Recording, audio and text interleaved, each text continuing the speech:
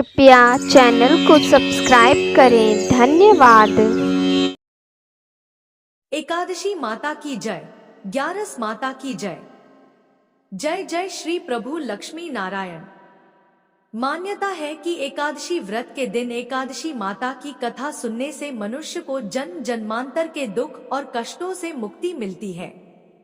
तो चलिए मित्रों, प्रभु श्री लक्ष्मी नारायण जी के चरण कमलों का ध्यान करते हुए एकादशी व्रत पर सुनते हैं एकादशी माता या ग्यारस माता की बहुत ही सुंदर कथा। प्राचीन समय की बात है। एक राज्य में एक महान राजा राज्य करते थे। राजा बहुत ही बुद्धिमान और बलशाली थे। राजा सदैव अपनी प्रजा का बहुत अच्छे से ध्यान रखते थे।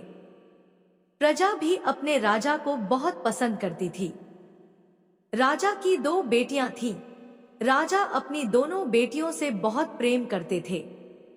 राजा की छोटी बेटी देखने में बहुत सुंदर और आकर्षक थी और राजा की बड़ी बेटी छोटी बेटी के मुकाबले थोड़ा कम सुंदर थी। राजा की छोटी बेटी ग्यारस माता की पूजा किया करती थी। सभी लोग राजा की छोटी बेटी से बहुत प्रेम करते थे और बहुत प्रशंसा किया करते थे।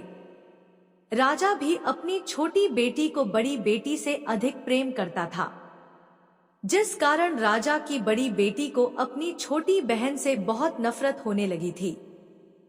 राजा की दोनों बेटियां जब बड़ी हो गई, तब एक पड़ोसी राज्य में रहने वाला राजकुमार राजा की बड़ी बेटी के लिए रिश्ता लेकर आया। लेकिन जैसे ही उस राजकुमार की नजर राजा की छोटी बेटी पर पड़ी, तो वह राजकुमार राजा की छोटी बेटी पर मोहित हो गया और उससे पहली नजर में प्रेम कर बैठा। उस राजकुमार ने राजा की बड़ी बेटी के साथ विवाह करने से मना कर दिया और उसने राजा से कहा कि मैं आपकी छोटी बेटी से विवाह करना चाहता हूँ। जिसके बाद राजा की बड़ी बेटी यह देखकर अपनी छोटी बहन से बहुत क्रोधित हो गई और राजा की बड़ी बेटी ने अपनी छोटी बहन को अपना सबसे बड़ा दुश्मन मान लिया। राजा की बड़ी बेटी ने अपनी छोटी बहन से बदला लेने का निर्णय लिया, जिसके लिए उसने अपनी छोटी बहन को जान से मारने की योजना बनाई। राजा की बड़ी बेटी ने अपनी छोटी बहन को मारने के लिए सबसे पहले एक लड्डू में जहर मिलाकर अपनी छोटी बहन को दे दिया और उसको लड्डू खाने के लिए कहा। लेकिन लड्डू खाने के बाद भी छोटी बहन को कुछ नहीं हुआ और बड़ी बहन यह सब देखकर बहुत आश्चर्यचकित हो गई। लेकिन बड़ी बहन ने हार नहीं मानी और जब रात में छोटी बहन अपने कमरे में सो रही थी, तो उसने एक मटके में सांप को रखकर कमरे में छोड़ दिया। लेकिन सांप भी छोटी बहन का कुछ नहीं कर पाया। जिसके बाद बड़ी बहन ने अपनी छोटी बहन से कहा कि चलो हम लोग कुएं से पानी भरकर लाते हैं। जिसके लिए वह अपनी छोटी बहन को पानी भरने के बहाने से कुएं के पास ले गई और उसने अपनी छोटी बहन को कुएं में धक्का दे दिया।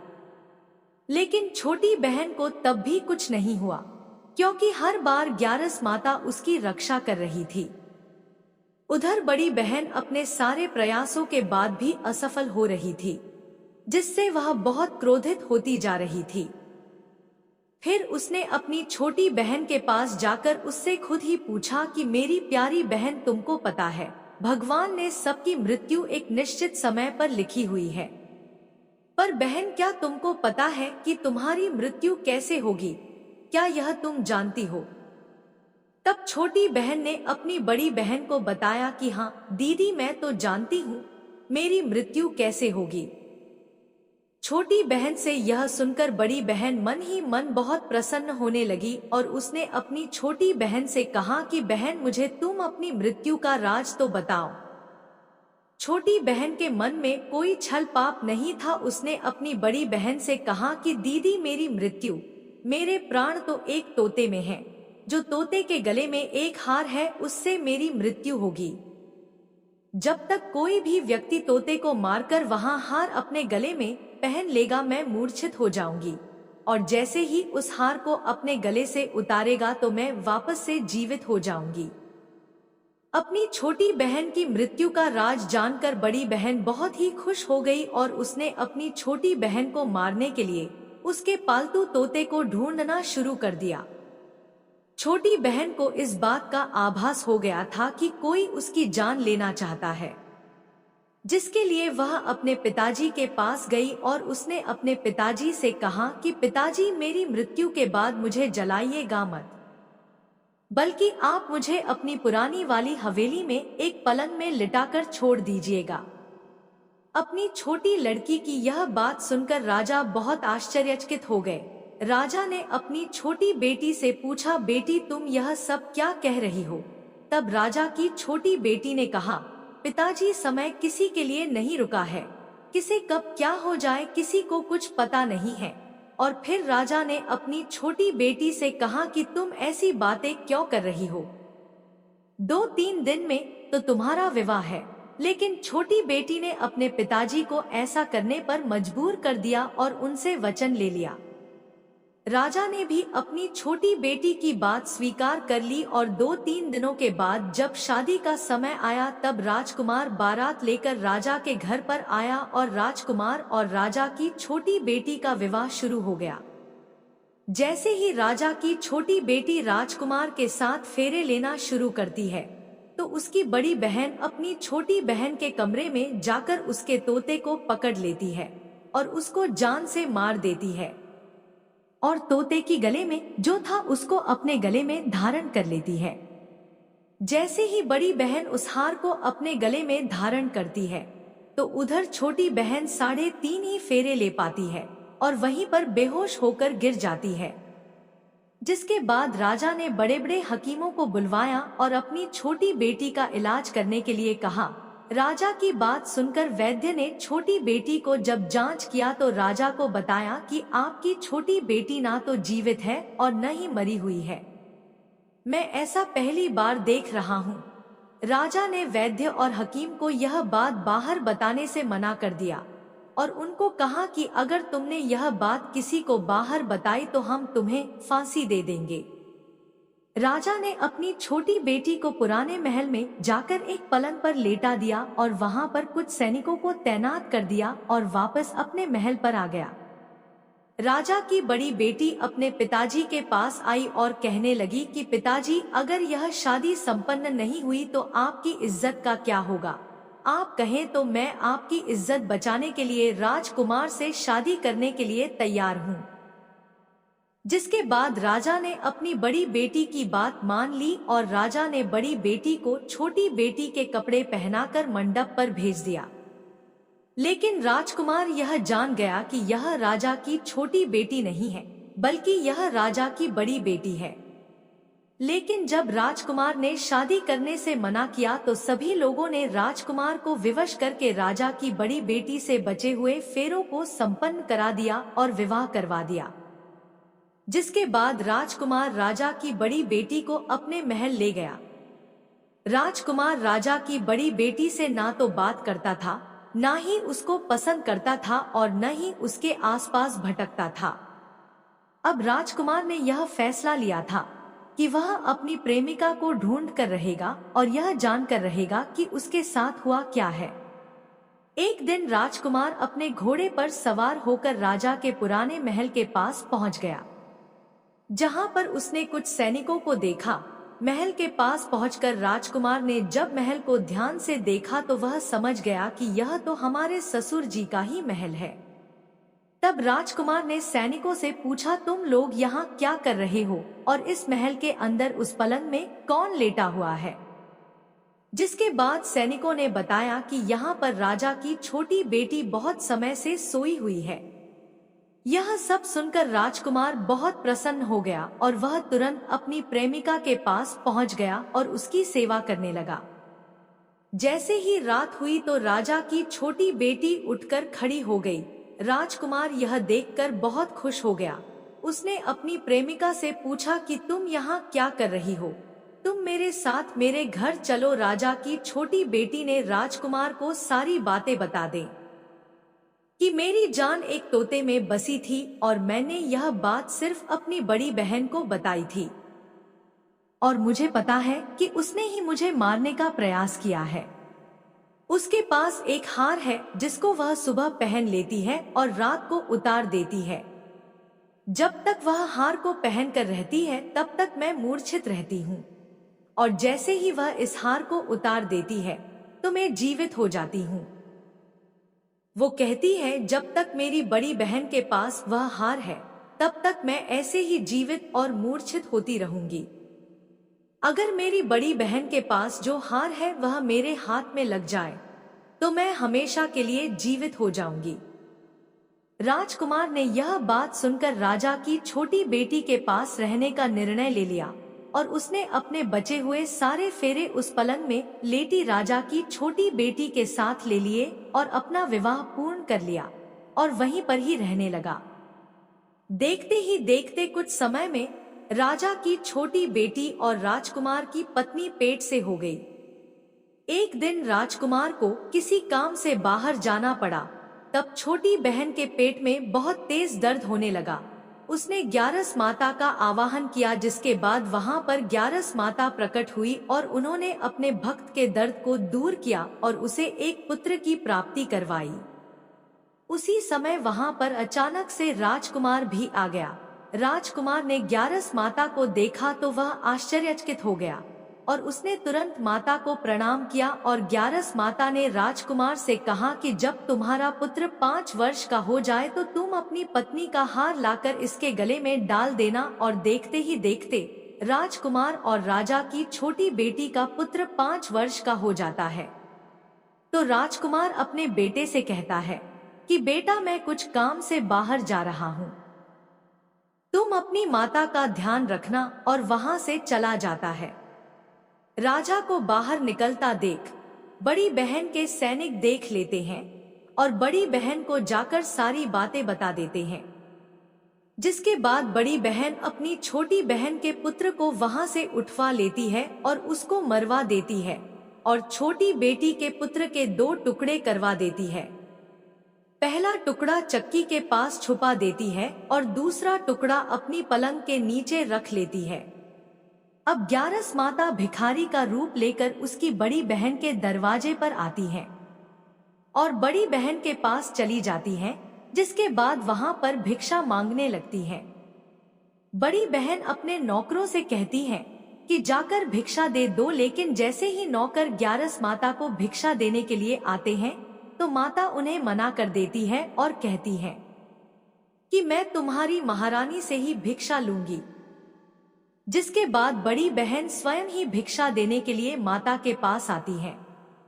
उधर माता एक बिल्ली का रूप लेकर उसके कमरे में चली जाती है और वहां पर छोटी बेटी के पुत्र कोई 2 टुकड़े को आपस में जोड़ देती है और उसे जीवित कर देती है और उसे लेकर वहां से चली जाती है और राजकुमार को सौंप देती है।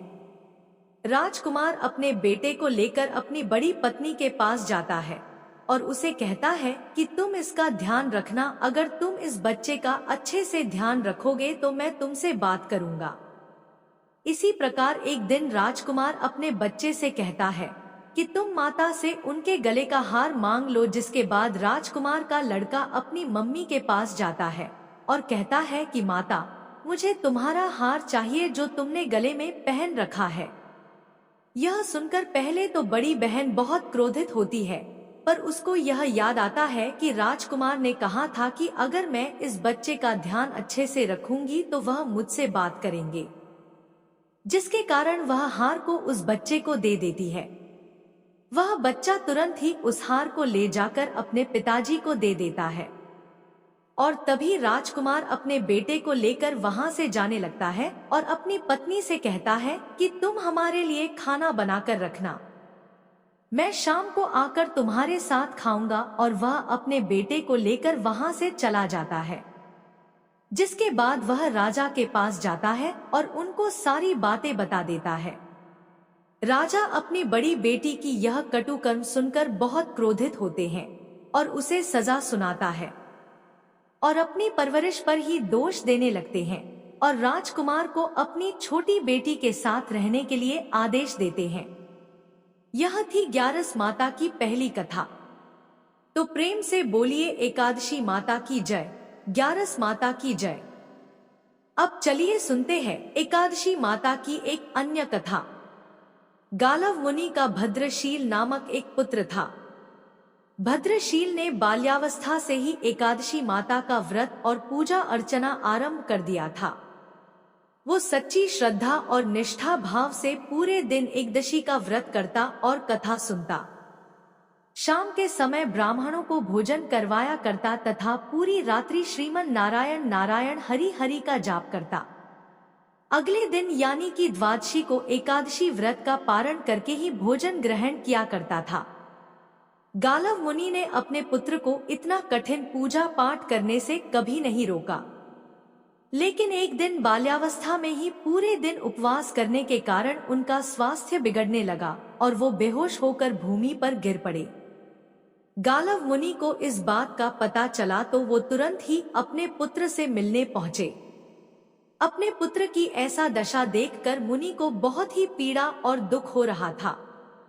जब थोड़े समय बाद भद्रशील को होश आया तो मुनि ने अपने पुत्र से पूछा कि हे पुत्र, तुम इतनी छोटी आयु में इतना कठिन उपवास क्यों कर रहे हो और तुम्हें इस उपवास के बारे में किसने बताया है? भद्रशील ने कहा कि मैं कई जन्मों से इसी प्रकार एकादशी का पुण्य फलदायी उपवास करता आ रहा हूँ। पिताजी आमतौर पर किसी को भी अपना पिछला जन्म याद नहीं रहता है। जब तक बालक माँ के गर्भ में होते हैं तब तक उन्हें उनके पिछले जन्मों की सभी बातें और कर्म याद रहते हैं, लेकिन बालक का जन्म होने से ठीक पहले ही यह स्मृति मिट जाती है। परंतु भद्रशील को अपने पिछले जन्म की याद उस वर्तमान काल में भी थी और इसका कारण था यह एकादशी व्रत की शक्ति जिसका भद्रशील पालन किया करते थे। उन्होंने अपने पिता से कहा कि वे कई जन्म पूर्व में धर्मकीर्ति नामक राजा थे। धर्मकीर्ति के रूप में मैं बहुत ही क्रूर राजा हुआ करता था। उसके राज्य की प्रजा उसे बिल्कुल भी पसंद नहीं करती थी, क्यों धर्मकीर्ति उन पर बहुत अत्याचार किया करता था। जीवन में ऐसा कोई पाप नहीं बचा था जो उसने ना किया हो। एक समय की बात है, वह सूर्य उदय होने से पहले ही अपने सैनिकों के साथ शिकार पर गया हुआ था।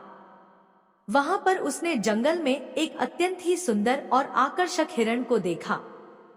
राजा को वो हिरण बहुत ही मोहित कर रहा था और उसे वो हिरण अब किसी भी कीमत पर राजा को चाहिए था। राजा ने उस हिरण को पकड़ने के लिए अपने सैनिकों को उस हिरण को चारों ओर से घेरने के लिए कहा। राजा ने कहा कि जो भी हिरण को भागने देगा उसका पूरा परिवार मार डाला जाएगा। हिरण ने यह सुना और सोचा, बेचारे सैनिक, अगर मैं किसी भी सैनिक के पास से भागा तो इनके परिवार को यह दुष्ट राजा अवश्य ही मार देगा और मैं नहीं चाहता कि मेरे कारण किसी भी निर्दोष प्राणी का अहित हो। इसलिए हिरण किसी सैनिक के पास से भागने के बजाय राजा के पास से निकल भागा। राजा ने अकेले ही हिरण का पीछा करना शुरू कर दिया और अंत में खुद को एक घने जंगल के बीच में पाया। अब सूर्यास्त होने के कारण राजा उस घने जंगल के अंदर फंस गया। राजा को हिरण कहीं भी दिखाई नहीं दे रहा था। वहां से बाहर आने के लिए राजा दिन भर उस घने जंगल में रास्ता खोजता रहा, परंतु रात्रि होने के कारण उसे कुछ भी समझ नहीं आ रहा था।